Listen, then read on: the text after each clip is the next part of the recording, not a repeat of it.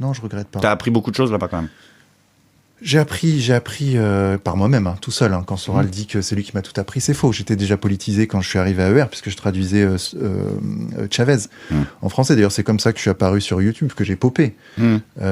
C'est que je traduisais les discours de Chavez, je les sous-titrais, je les mettais en ligne. J'ai fait ça pendant de longues années. Et donc, quand j'arrive à ER, je suis déjà politisé. J'avais déjà en fait en moi cette ligne qui était de dire ni droite ni gauche, ou une certaine droite et une certaine gauche, tu vois. C'était finalement Chavez une sorte de synthèse entre la droite des valeurs et la gauche du travail. En fait, c'était ça. C'était ça, Chavez. D'ailleurs, ils l'ont pris comme étendard à une époque. Et donc, j'étais déjà politisé, mais quand j'y vais, en fait, ils avaient... En fait, comment t'y vas d'ailleurs? Comment on rentre à ER? C'est un entretien d'embauche? Il se passe quoi? Non, il se passe que... Il y a un jury qui est là Non, ça s'est pas passé comme ça. Ils ont vu mes vidéos, ils les ont relayées très vite. Dès la deuxième, je crois qu'il l'a relayé sur ce qui était à l'époque un blog Alain Soral. On est en quelle époque là? Là, on est en 2008. Ouais. ER a été créé en 2007-2008, il me semble. Donc, c'était tout de suite, 2007, en fait. Ouais, c'est ça. Donc, ils relaient les vidéos de Chavez. Très rapidement, ils entrent en contact avec moi en me disant c'est bien ce que tu fais et tout. Et je vais pas te mentir, je les suivais déjà à l'époque. J'avais lu Soral dans les années 2000, tu vois, j'avais lu ses abécédaires, etc. La bêtise ambiante, jusqu'où va-t-on descendre c'est ça, sociologie du dragueur. La chute, tout ça, ouais. Ouais, c'était à l'époque... c'était à l'époque où il était assez mon choix, quoi. C'est à l'époque où, en fait, il était validé par le système. Il était à la télé. Il était quand on le présentait comme étant un sociologue. Ouais, validé, peut-être pas jusque-là, mais ce qui était très drôle, c'est que les critiques qui lui étaient faites étaient, tu te souviens, la vidéo avec Bachelot, où ils sont assez mon choix, elle lui dit, oui, mais on connaît votre discours, vous êtes un marxiste. Ouais.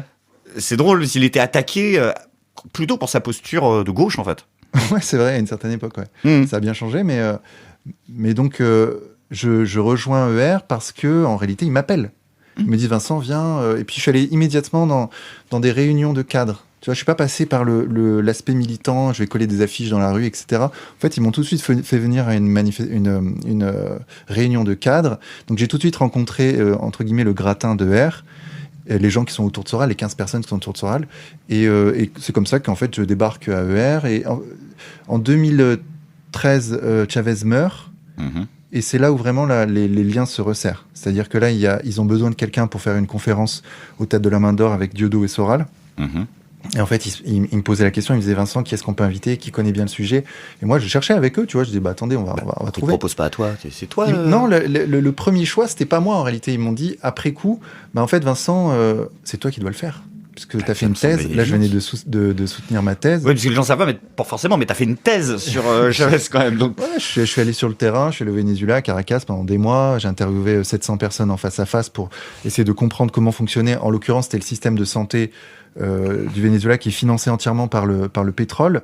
Et donc l'idée, c'est de savoir comment Chavez arrivait à redistribuer le pétrole aux couches les plus pauvres de la société. Déjà, si c'était fait et comment c'était fait, c'est ça le sujet de ma thèse. Et je comparais ça avec un autre système qui est en fait le managed care américain qui a été installé à la Colombie voisine. Donc deux pays proches ou similaires qui installent deux systèmes totalement différents, l'un inspiré des États-Unis, l'autre du socialisme du XXIe siècle.